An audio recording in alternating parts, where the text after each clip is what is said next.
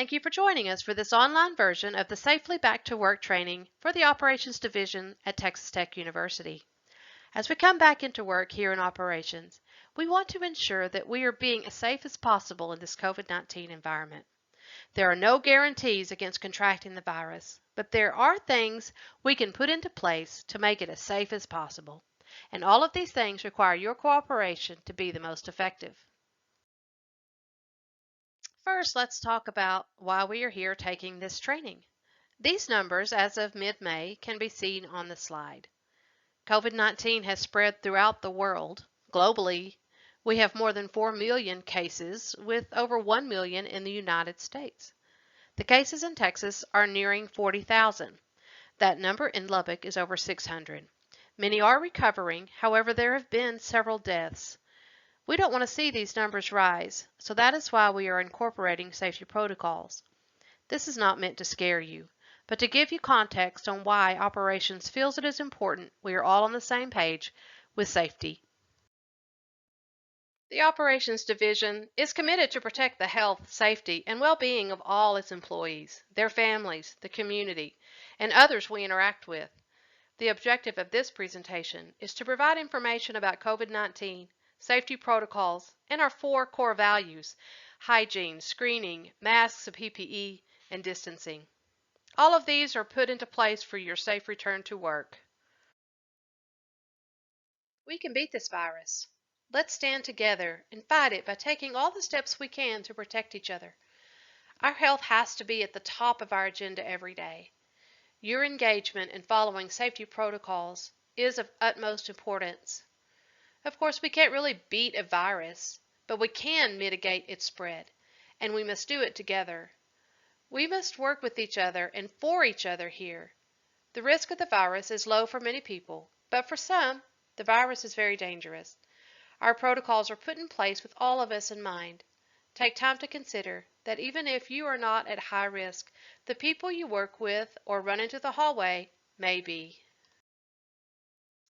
Before we take a look at our protocols, let's talk about what COVID-19 is. Watch this video.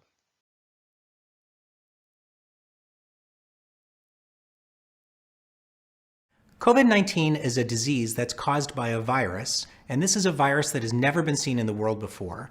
Viruses mutate and change all the time. This is why you can get colds over and over again. You don't just get a cold once and then you're immune forever. The virus can change and cause a new cold the next year. This is a brand new virus that we've never seen before, and the virus is causing this illness that's called COVID-19. The way you know you have COVID-19 is you have a fever, you have fatigue and body aches, and a cough. And that sounds a lot like the flu, and it sometimes can be hard to tell the difference between the flu and COVID-19, and your healthcare provider can help you to do that. So if you develop symptoms of COVID-19, you should contact your healthcare provider, and they can help you to sort through that. The reason that we're worried about COVID-19 more than a usual flu season is that no one in the world is immune to COVID-19, and there isn't a vaccine like the flu shot yet this year. So we're worried that lots of people could get COVID-19, which could make it hard to care for everyone in the way that we're used to. There's a lot that we don't know about COVID-19, but one of the things we do know is that it's spread through respiratory droplets. And what this means is it's not spread just through the air, but when people cough or sneeze or blow their nose and they don't cover their mouth and nose when they do those things, little droplets can get on surfaces or on you if you're very close by, and that's how this virus can be spread. This is why we're asking people to keep a distance from each other and to cover your coughs or sneezes, to wash your hands so that if any of those droplets are on a surface that you touch, you don't touch your eyes or nose or mouth and then get infected that way. Now that we've seen an overview in the video, let's look more closely. Here again is how it is spread, and it is important to realize that certain people should take extra precautions. It's spread from person to person through things like close contact, respiratory droplets, and touching contaminated surfaces. And let's not forget that some are more vulnerable, those with serious underlying medical conditions and older adults. Here is a closer look at the symptoms that could occur.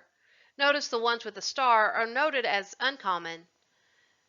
The symptoms include things like fever and fatigue, decreased kidney functions, diarrhea, dry cough, shortness of breath, sore throat, runny nose, sneezing, and decreased white blood cells.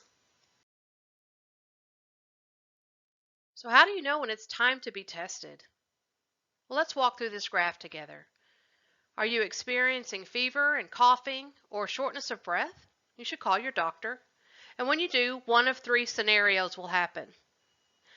In one case, you'll reach your doctor and he identifies that you're having mild symptoms and advises home isolation, in which case you isolate at home.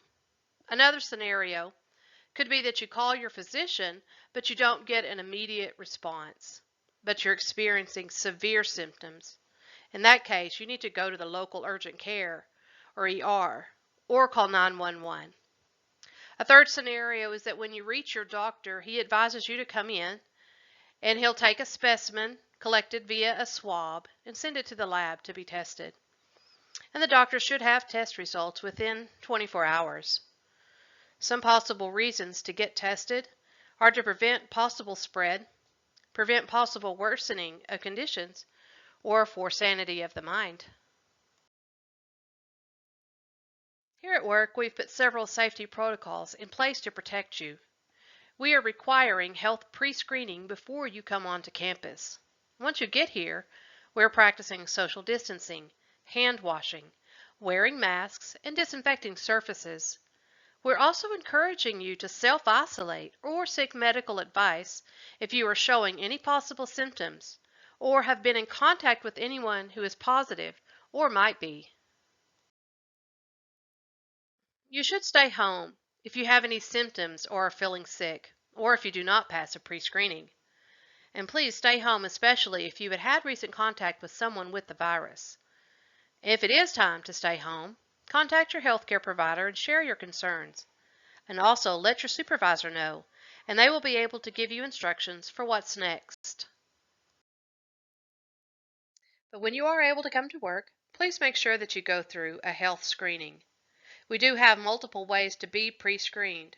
On-site health screening is available on the second floor of the Flint Garage every morning, Monday through Friday, 6:30 a.m. to 8:30 a.m.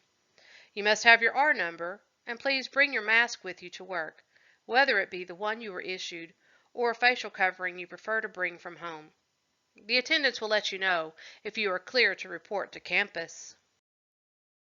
We also have alternate on-site checks that need to be approved by department heads or AVP Sean Childers.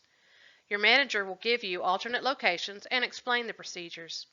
You will have to answer the same questions that you'd be asked if you had gone through the wellness check at Flint Garage. A third way of completing your required health screening is by way of the online self-assessment that is located on the operations website. This screening method is allowed only when wellness screening on campus is not available. Self-assessments are usually completed by those who are not on a set schedule and work intermittently on campus. This self-assessment must be completed prior to coming on campus. You'll be required to answer all the questions. Once you complete the required assessment, you will either be cleared to work or be sent home. This slide and the next two slides describe the process if you're sent home. First of all, do not report to your shift. Notify your supervisor that you are asked not to report to work. You are encouraged to contact your doctor, who will determine if you should get tested. Then your supervisor and director will determine when you can return to work.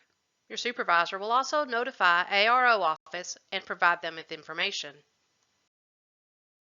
The information that your supervisor will provide to the ARO team is your name, any employees with whom you had any contact, and the date you should be able to return to work. Now that you're back at work, follow these guidelines on this list. Some safety protocols are to protect and look out for each other by physical and social distancing, frequent hand washing, wearing PPE, that's masks and gloves, and disinfecting surfaces.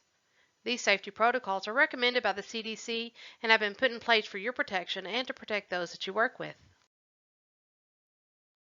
First, let's take a look at social distancing.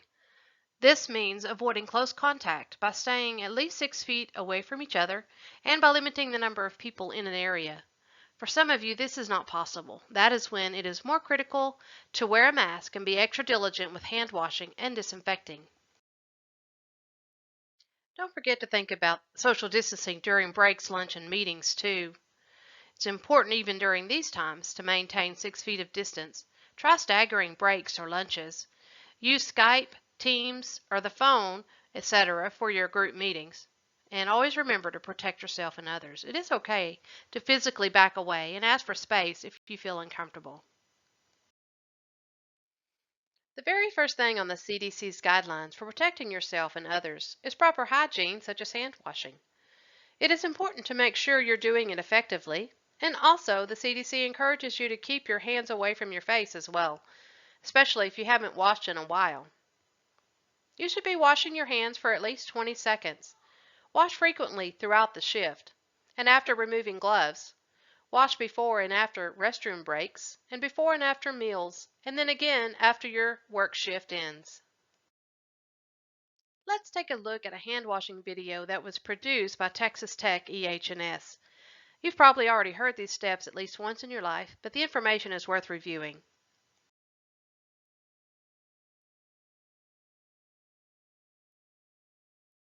Hi everyone, my name is Heather Coates with the Department of Environmental Health and Safety. I'm here to provide a demonstration on how to properly wash your hands or use a hand sanitizer.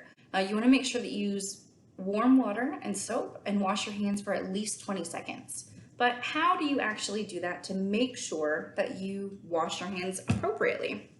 So I'm going to use some paint in this demonstration to serve as my soap. So the first thing you do, wet your hands, get your soap. Rub your palms together to create a nice lather of your soap suds. So now you can see that my palms are covered with soap, but I have a lot of spaces on my hands that have not had contact with my soap yet. So you make sure you get in between your fingers, and that includes doing the backs of your hands, of each hand, in between your fingers with the opposite palm. You want to grasp your hands, your fingers together like this to make sure you get your fingers, and you're going to do that with both hands. Let's see, I still have some blank. Rotational rubbing of your thumbs with the opposite palm. We'll make sure that you get all around that thumb and the other one. You want to make sure you do your fingertips as well. Your cuticles, your wrist, and your thumbs tend to be places where contamination is held. So making sure you pay special attention to those areas. And then you want to make sure you do rotational rubbing of your wrist with the opposite hand. So now you see my gloves are all coated in black, or my hands. So this is soap contact with my hands. And whenever you rinse, you want to make sure you rinse fingertips to your wrist, because that's going to wash any bacteria or dirt, the contaminants you're removing from your hands, from your fingertips, which are the most likely going to be contacting whatever it is you happen to be touching next. So you're going to use this same method with hand sanitizer. And thank you for watching. Stay safe. She provides some more hand washing tips. Remove any jewelry prior to getting hands dirty to prevent holding contamination. Scrub longer if you have dry or cracked skin. Avoid hot water because it dries your skin more. Washing hands is more effective than hand sanitizer because it physically removes contamination. Let's review some of the information we just picked up in that video. Wet your hands and lather with soap. Use warm water. Rub between fingers, front and back of hands, and under nails. Wash and scrub for at least 20 seconds. Then rinse your hands very well.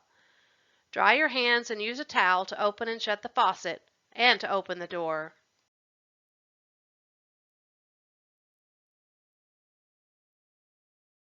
So what if hand washing is not possible?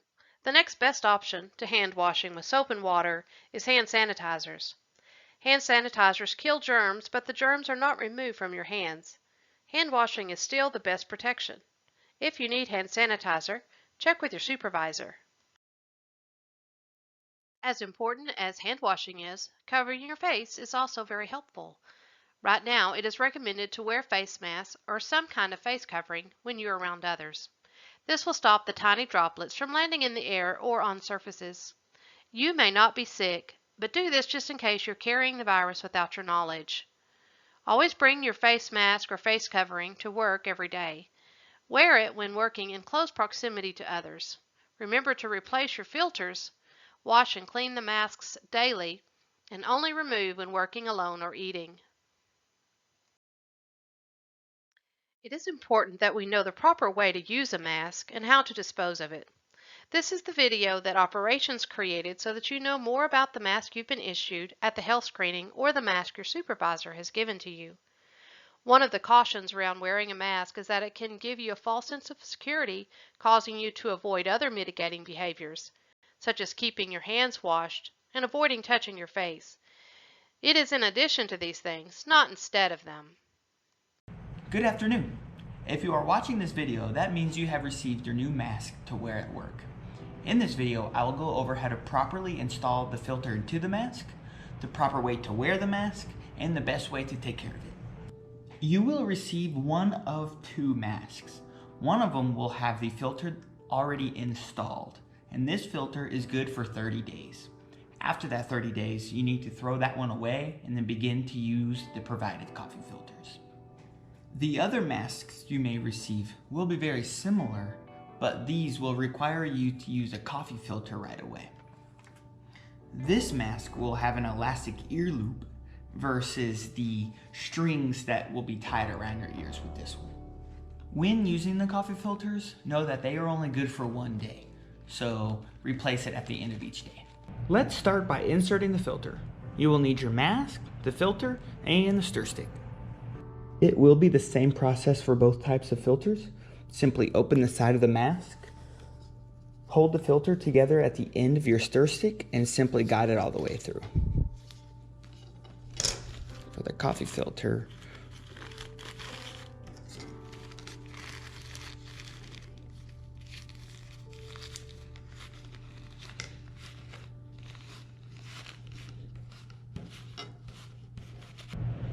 be sure the filter is not bunched up inside. Use the stir stick to move it around until it is flat and centered.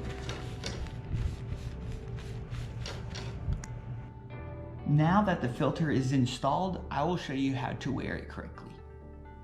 I would lay it out. Please note that the bigger curve needs to be on top. You can see that there's a bottom, there's a little curve, but the bigger curve needs to be the top, which is going to cover your nose. And make sure the black part is on the outside. And then simply throw it over your nose and mouth and tie it around your ears.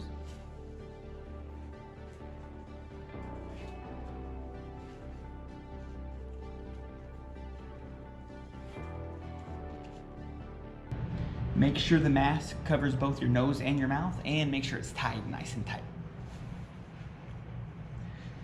If you do receive one of these masks with the elastic ear loops, just simply place the loop over each ear and also make sure it covers your nose and your mouth. At the end of the day, take out the filter. If it's the coffee filter, make sure you throw it away. And then hand wash using soap and water. And then you will let it air dry. Don't forget to take out the filter before washing. It is recommended to wash the mask every single day. After it is washed and air dried, then you can put the filter back in the mask if it's within that first 30 days, or if it's the coffee filters, just put a new one in and you're all set. Thank you for watching.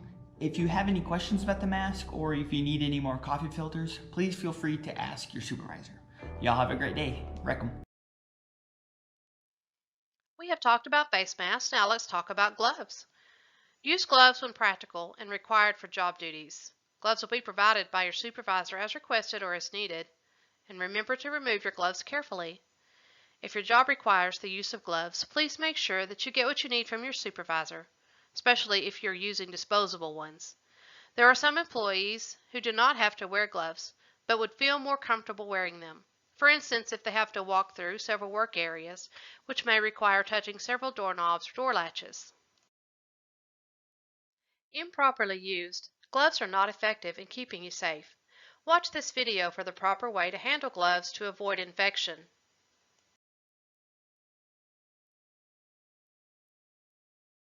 Hi everyone, my name is Heather Coates with the Department of Environmental Health and Safety. I serve as our Training and Outreach Manager.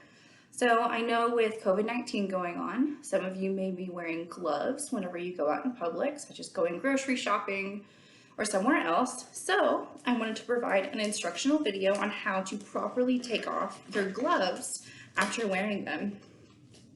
First, whenever you don gloves, which means put on, you should make sure that you don't touch your face, your mouth, any of your personal items that you would touch with ungloved hands, such as your cell phone, your purse, something like that. So I recommend whenever you go into a store, you take only what you need, such as your ID, whatever card or cash you happen to be paying with, so that you have fewer things to decontaminate whenever you come out of that store.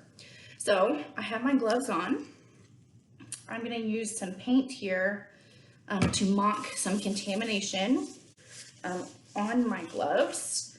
So I have contaminated gloves, and how do I take them off without touching my skin and then thus contaminating my person? So you want to pinch the palm of one of your gloves. You never want to go from the very bottom because then you'll touch your skin, and pull off that first glove.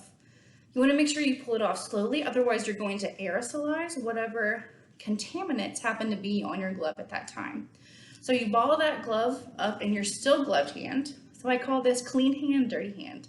Take your clean hand, and this one can go underneath the cuff of your glove. And then you want to pull that one off inside out as well.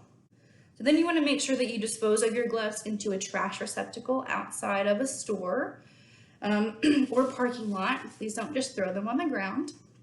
And afterwards, if you have a hand sanitizer, sanitize your hands and wash them as soon as you get home as well. Thank you for watching. Stay safe.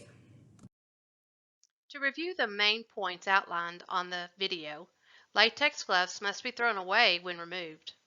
They must not be reused, and remember not to touch your face, mouth, nose, or eyes with the gloves. Viruses can live on contaminated gloves. If you cannot complete a job while wearing gloves, remember to wash your hands for at least 20 seconds before and after completing the job. When you finish, disinfect any shared items, remembering to allow those items to dry once you wipe them down with the disinfectant. We've talked about PPE, now let's talk surfaces. Operations is using Oxiver wipes to disinfect surfaces, especially commonly touched surfaces. Why? To prevent the spread of bacteria and viruses. These wipes come in these small buckets and tubs. Now more than ever, it is critical for all employees to clean and disinfect commonly touched surfaces to help prevent the spread of bacteria and viruses. Oxiver wipes are available to all operations departments at the central warehouse. Please ask your supervisor. After thoroughly wiping down surfaces with Oxiver wipes, allow the surface to be wet for at least 3 minutes in order for the chemical to kill bacteria and viruses. Allow the surface to air dry if possible. If using other brands of disinfectant wipes, please read instructions on the label to use effectively. These Oxiver wipes are really strong and take less time than other brands to disinfect. For example, Clorox wipes take about 4 minutes to kill viruses after the surface has been wiped down and is wet. Again, when you use an Oxiver wipe to disinfect a surface, make sure that you completely wet the surface. Let it dry for at least 3 minutes. Examine your work areas and determine what surfaces need to be disinfected, and determine how often these surfaces need to be disinfected. Here and on the next slide, you will see a list of examples of surfaces that are frequently touched. For example, doorknobs, light switches, countertops, faucets and sinks, desks and tables, shared pens, shared tools and equipment, chairs along with armrests and handles. Remember that viruses can live on surfaces for a long time. For electronic devices like the ones below, use manufacturer-approved cleaning methods because wet wipes may damage electronics, such as cell phones, laptops, iPads, and other handheld mobile devices. We can't forget about the commonly touched surfaces in vehicles too. Disinfect frequently touched vehicle surfaces with Oxiver wipes, including but not limited to the steering wheel, gear shift, radio, and armrest. These also include power window buttons, door handles inside and out, and the fuel cover and the fuel pump handle when refueling.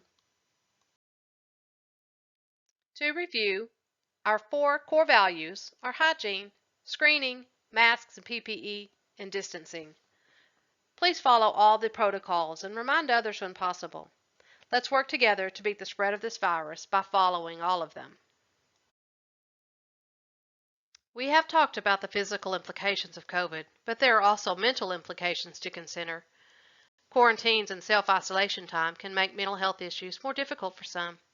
Be encouraged to know that there are ways to protect your mental health. Why the coronavirus is triggering mental health issues is a mindset switch from living to survival. Triggers feelings of hopelessness, decreased job security, promotes social withdrawal, loneliness, despair, increased health anxiety, fear for loved ones' lives, decreased financial security. Quarantine makes it more difficult to distract oneself from existing mental health issues. Coronavirus isn't just threatening your physical health, but our mental health too. Look after it. As you read over these, take a moment to consider if you find that you relate to any of them.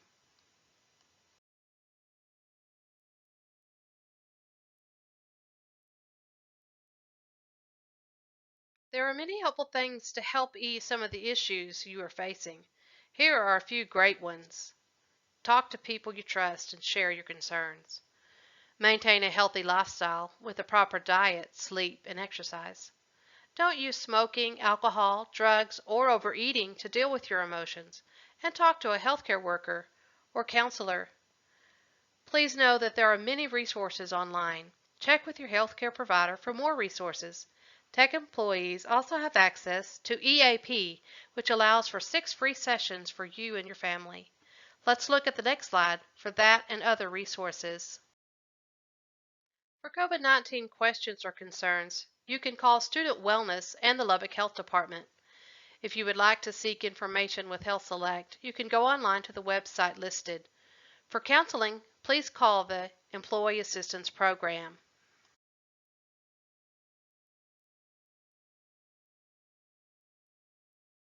If you have any questions or concerns, please talk with your supervisor or call the ARO safety team. Again, please follow all safety protocols and remind others when possible. Let's work together to beat the spread of this virus.